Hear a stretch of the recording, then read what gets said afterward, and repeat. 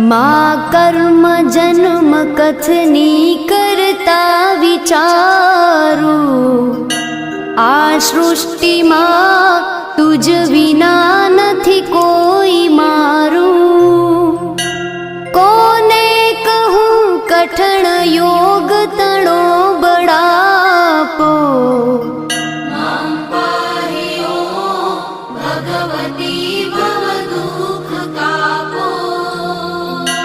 हूँ काम क्रोध मद मोह थकी छकेलो, आडंबरे अति घणो मद थी बकेलो।